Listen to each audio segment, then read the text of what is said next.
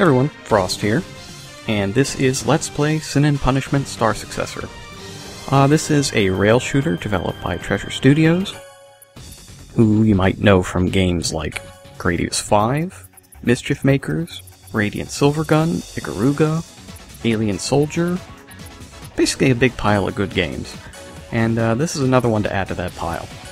Plays like a combination of a Gradius game and a light gun shooter, like you might find in the arcades, like Time Crisis.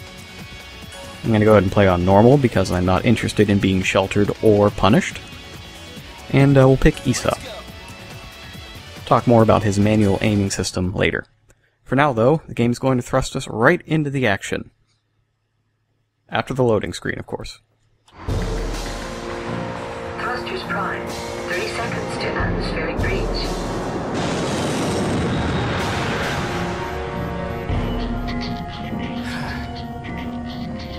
Should be smooth sailing from here on out.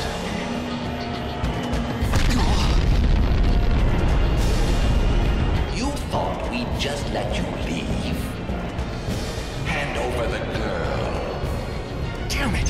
How did they find us? Controls are out! We're going down!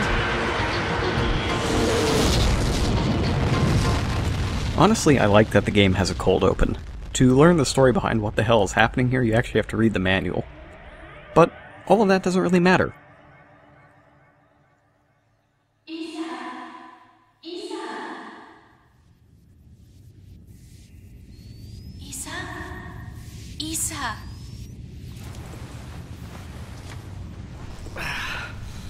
Kachi, you okay? Oh man, what's our status?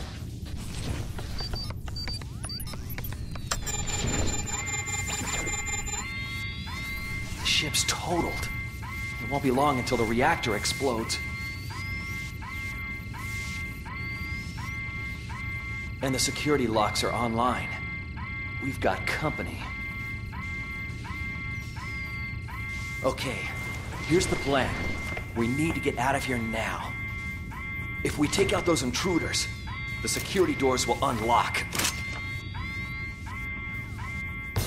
What really matters is blasting away robots and baddies, and this game knows it.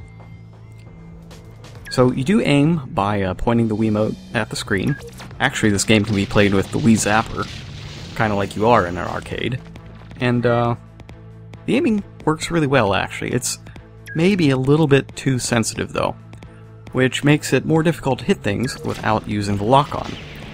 When you use the lock-on on something, you can actually point away from it, and your shots will still get there, but they'll be drastically reduced in damage, if you're playing as Isa. If you're playing as Kachi, you still do full damage, but it's a little harder to pick the target that you want, because the lock-ons are automatic. One of the two most important mechanics of the game is the melee attack. With the melee attack, you can do a ton of damage, basically. You can also cut through bullets as they reach you. And there's one more thing that it's vastly important for, that we'll see a little bit later in the level. The other super major mechanic of the game is the evasion maneuver, which you see right there. It's kind of a roll that you can do on the ground or in midair, and you do spend a lot of the game in midair. It's pretty cool. While you're rolling, you are completely invincible, but you can't roll continuously. There's about a half second of cooldown between each evasion ability, between each use of the evade, and as a result you have to make sure that you're not going to evade into enemy fire.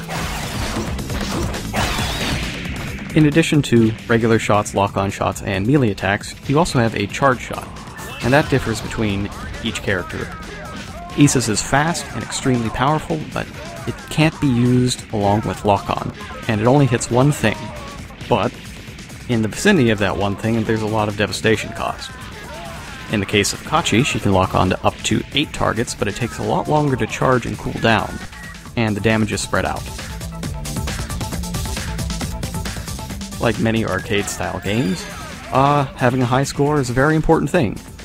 Don't ask me why it's a very important thing, it's just something that's ingrained into the DNA of gamers that they need to get the high score on stuff. As for the medals, Nobody actually knows how to get all of them, but they're worth a flat 200,000 points for each one of them you have, and I'll be trying to get as many as I can.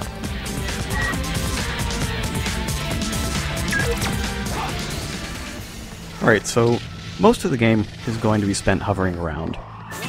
And that's pretty cool because it gives you free range of movement across the entire screen, and boy will you need it, given some of the enemy patterns and bullet patterns that show up later on. It's a little harder to see exactly how close enemies are to you, or how close bullets are to you for that matter. I don't know, maybe it's just me, but the perspective seems a little bit strange. That said, one of the best ways to play is to just try to hit everything with your melee attack if possible.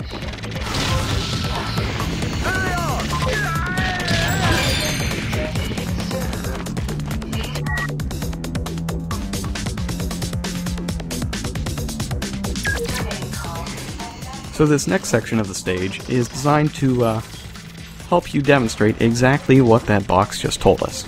One of the features of this game is attacks that are otherwise unavoidable except by evading through them with the roll. Most of these attacks are pretty impressive and often take up a lot of the screen, and it's easy to kind of freak out when you first start seeing them, even if you do remember that you have this invincible roll move.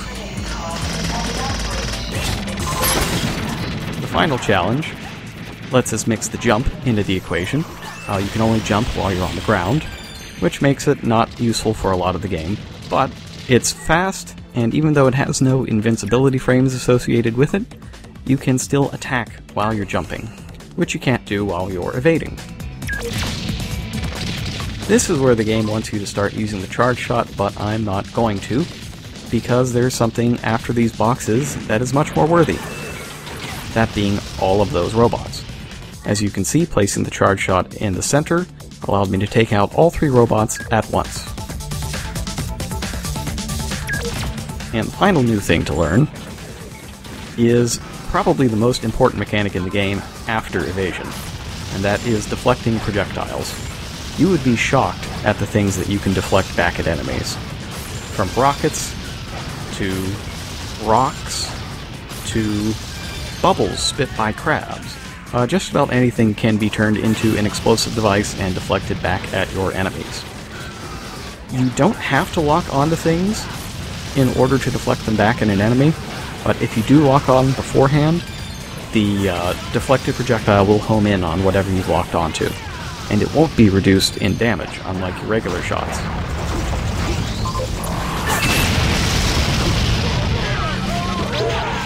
And with that, we pick up our first achievement.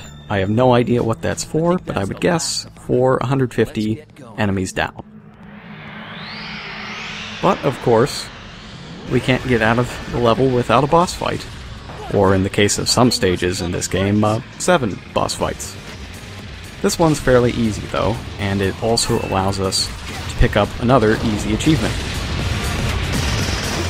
To damage it, you mainly want to fire at the main body, but you can also drop some of these boxes onto it. And there's a certain box that, when dropped onto it, will reveal an achievement. You can also do a lot of damage by deflecting these grenades back at it.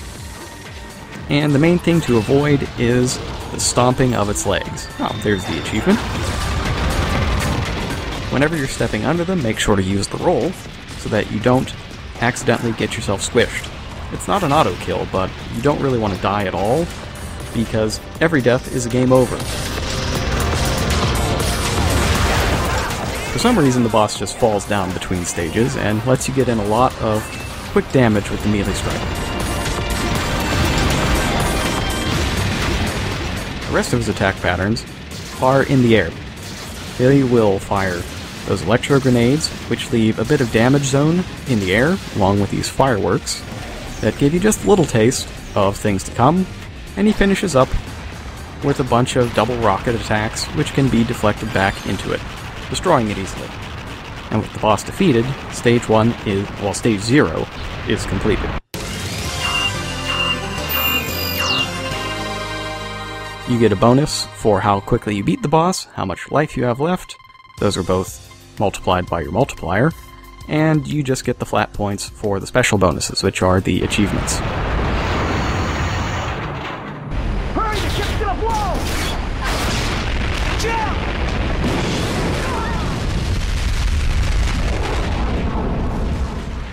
Next time, Escape from New York. Or a reasonable facsimile thereof.